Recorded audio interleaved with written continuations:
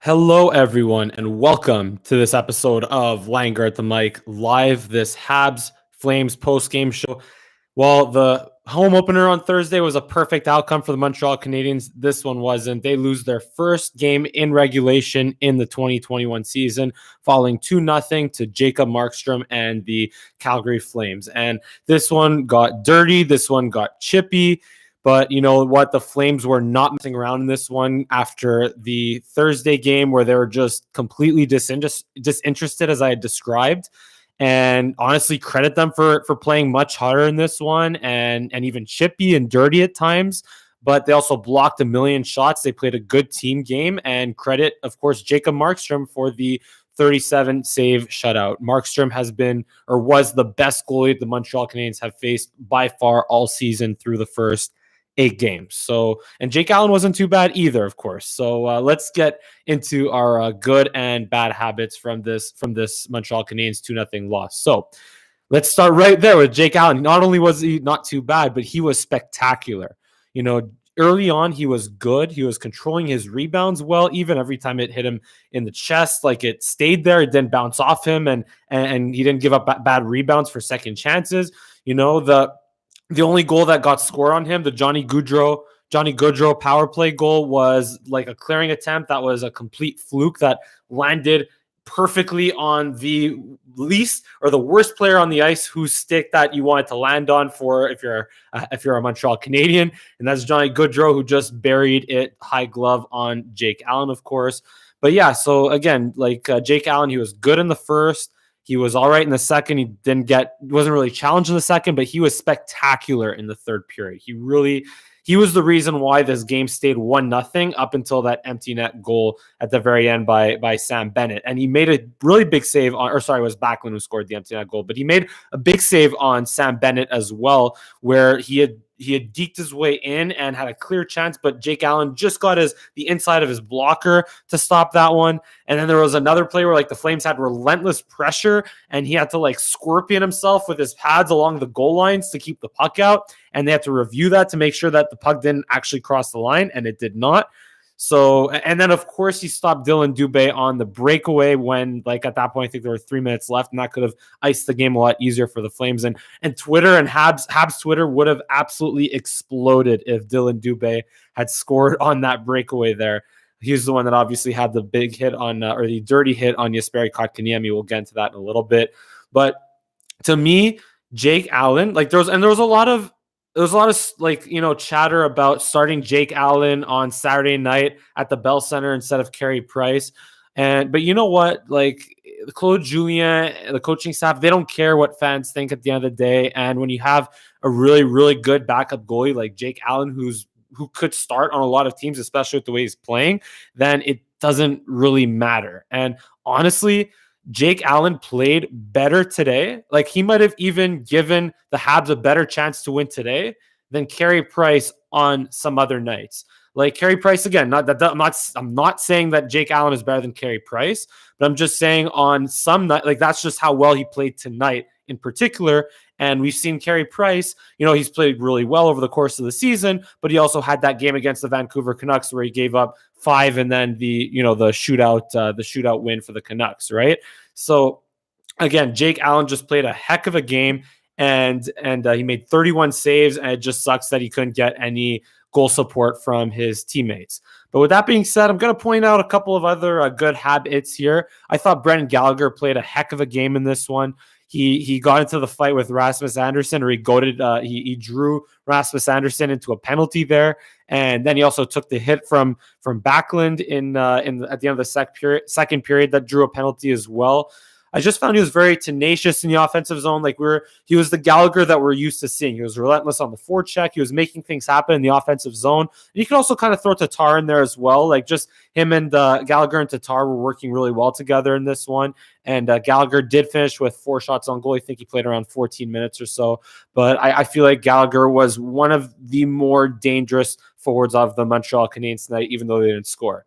And then also Paul Byron. Paul Byron only played 11 minutes, but he was a factor every time I was on the ice. He led some good rushes. He had some good shifts along with Evans and Arturi Lehkonen. He had 3 shots on goal, and especially on the penalty kill, he led a couple of really good rushes. Like, his speed was a factor in this one, and he is Paul Byron. Don't get me wrong; he's a bottom 6 player. Like, that's where he belongs, in the bottom 6. If he is in the top 6, well, then you're going to have a team like the Canadiens had in 2017, 2018, where they're one of the worst teams in the Eastern Conference.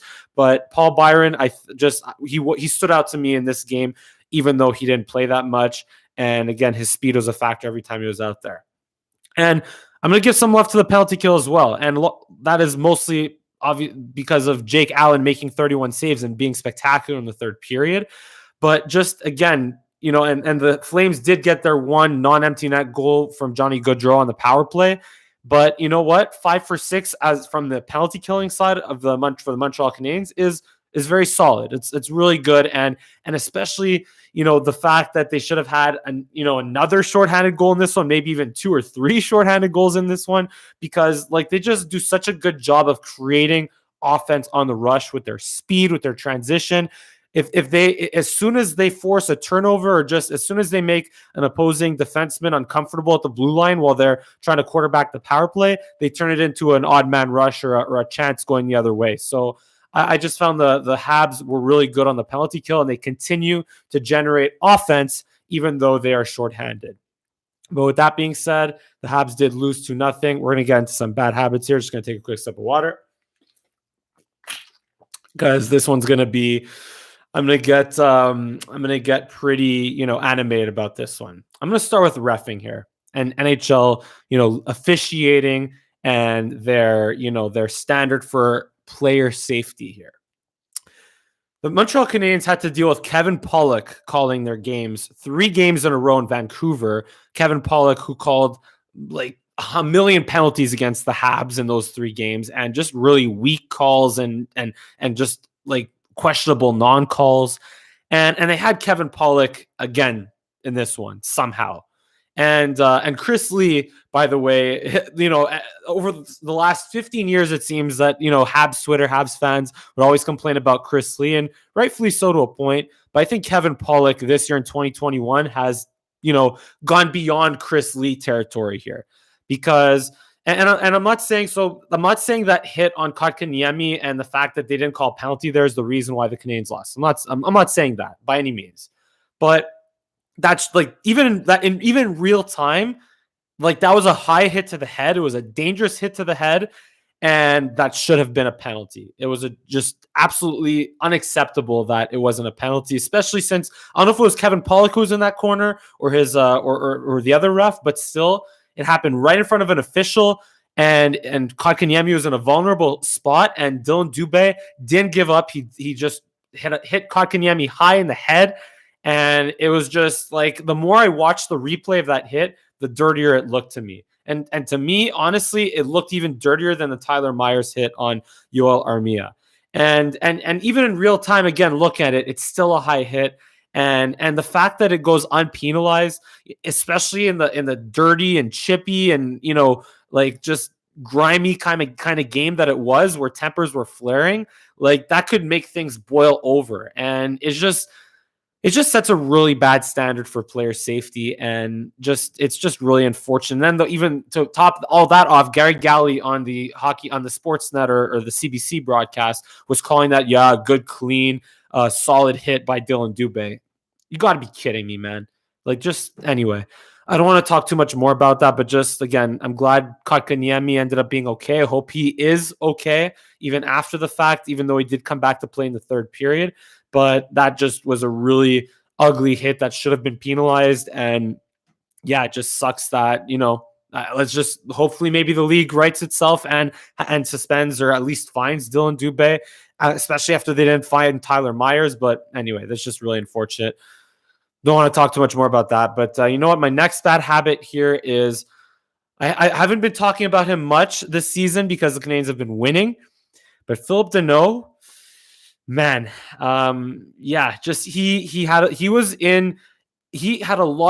the most offensive opportunities on the Habs tonight.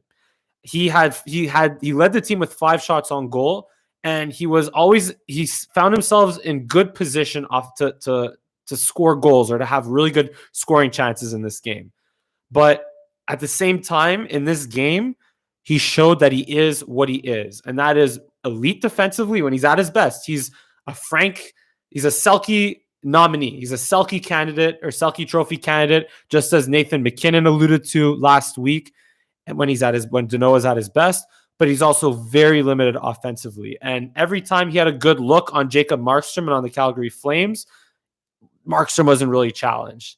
And, there was also that 2-on-1 shorthanded where, again, he made the right decision to shoot, but Markstrom made a pretty easy glove save. And then there was a 3-on-1 shortly after that. I think it was on the same penalty kill or right after a certain penalty kill there, where it's a 3-on-1 and he shot and he missed the net. Like, come on, man. To me, I'm just like, if the Habs had won, I might not be, I wouldn't be nitpicking on Danault here if the Habs had won, unless he had like a really, really bad game. But to me, I'm calling him out right now because of the contract offer that he supposedly declined. And if you think you're going to be worth more than 6 years at $30 million, well, then you got to have some offensive side to your game. You can't just be all defense like that in today's NHL, especially. Again, great at shutting down the opposing team's number one center and the opposing team's best offensive players. But at the same time, if you're going to think you're worth more than 6 years at $30 million, you have to have more offensive side to your game and not accidentally score on rebounds and just get secondary assists, or even be good at setting. Like 40 points a season is not enough to be worth more than that contract offer that he declined. And then last but not least, the finish to the Montreal Canadiens. And no, not Artturi Lehkonen, not Jesperi Kotkaniemi, but just their inability to finish good scoring chances, which has not been the case all season because they led the NHL in goals by a big amount. But in this game, because of Jacob Markstrom, but also because of the way they played in the offensive zone and the way they just couldn't bury their scoring chances or didn't take the right scoring chances, is why they lost today, and why obviously Jacob Markstrom had a 37 save shutout. It was either the puck didn't bounce their way like in the first period, or there was like a shift, a fourth line shift. Markstrom was down out, but the puck just couldn't find a way to an open stick. Or either they just missed the net like Philip Danault, like I just mentioned, or there was a broken stick like Jake Evans getting a perfect look in the high slot and just breaking his stick, or a post by Shea Weber, And Suzuki and Kotkaniemi did lead some pretty good shifts in the offensive zone. The Habs did, they put 37 shots on net, so they did have good zone time and they did create chances, but they just could not finish them. But again, Josh Anderson had also left halfway through the game. Let's hope he's okay. And again, Jacob Markstrom was by far the best goaltender, or that was the best goaltending performance that the Habs have faced so far this season. And, again, he controlled his rebounds really well, not giving up any second chance opportunities, but the Habs did shoot at his chest a lot. And also credit the Flames, like I said, for blocking a million shots. But, to me, the shot selection wasn't great either. I found Kotkaniemi shot into a couple of shin pads sometimes. I found Drouin in particular. Drouin didn't have a terrible game, but just every time he shot the puck, it seemed like it got blocked. Or there was one time where he deked out a couple of Flames on the way to like a good scoring chance, but then shot it right at Jacob Markstrom's chest. And then there was a play like late in the third period where Tatar had a stick in the right place at the right time. Gallagher fed him, but just Tatar couldn't get enough stick on the puck, and the puck went wide instead of Tatar tipping it in. And this is where kind of like, when you think about this Habs team being as deep as they are on offense, as deep as they are on defense, and as deep as they are in nets, with Price and Allen, and Jake Allen, they're missing that pure goal scorer, that pure, that pure goal scorer. And it's easier said than done, of course, to get a pure goal scorer like that, because look, I'm talking like Laines, Matthews, McDavid's, Dreisaitl's. Like there's only like maybe 10 or 15 players like that in the NHL. But who knows? Maybe one of those types of players could be in your system already. Maybe Cole Caulfield could be the answer to that. I don't know. He has 24 points or 24 plus points at Wisconsin. He's just tearing it up in the NCAA there. So maybe Cole Caulfield could be the answer in a couple of years, or maybe even this year. We'll see. I don't know. Maybe Nick Suzuki, Kotkaniemi as they develop even further. I mean, you already have Toffoli, who is not too bad, but But again, he's still not like Toffoli is not at that level of, Matthews, Marner, or McDavid, or Draisaitl, or McKinnon, or Ovechkin. But again, or Kuznetsov. I was saying Kucherov in Tampa. But again, those types of players are special, and there's only like maybe 15 of them in the entire NHL. But again, bottom line is I just feel overall the Flames just played a much harder game than the Canadiens did, especially early on. Like the Habs just didn't have the same juice that we saw them have through the first 7 games. And the Flames, again, were the toughest opponent that the Habs have faced so far. Markstrom was the toughest goaltender. Flames were the toughest opponent. The second I found was the Vancouver Canucks in that first game of that 3-game series last week. And even though the Flames beat the Habs in a hateable way, give them credit for rallying as a team and snapping their losing streak. And I found the Leafs when the Habs played the Leafs just got a couple of power play goals and got a lucky bounce off the ref. And then obviously they won in 3-on-3 overtime, which plays to the Leafs' strengths. But then at least, look, the Leafs lost over to the Oilers in overtime tonight. So the Habs didn't lose too much by losing tonight. I mean, the Leafs got another point. But again, I think the Habs still have 2 games in hand, but they'll make up for them next week. And I actually just realized it's also kind of my fault. I shaved after the game on Thursday. Just, if you want to look at superstitions, I had a TV class on Friday, so I had to shave for that. But maybe next time I won't. But also for the record, Carey Price on the bench was wearing his red pads, so it could be Carey Price's fault too for wearing the red pads. No, but obviously that has no effect on the actual game. But you know what? The Habs needed this loss. The Habs needed a little bit of adversity, which they haven't had too much of this season, And let's just hope again, that Josh Anderson is okay. And, we go on to Monday and the first of another, I think, 2 or 3 matchups against the Vancouver Canucks. So let's see if the Montreal Canadiens can bounce back. But this has been a Canadiens Flames post-game show here on Langer at the Mic. As usual, give me a big thumbs up on this video if you enjoyed it. Subscribe to my channel here and give me a follow on Twitter and Instagram at Mike Langer. That will be included in the description below. And thank you so much for watching this live episode of Langer at the Mic. And I hope to see you again next time.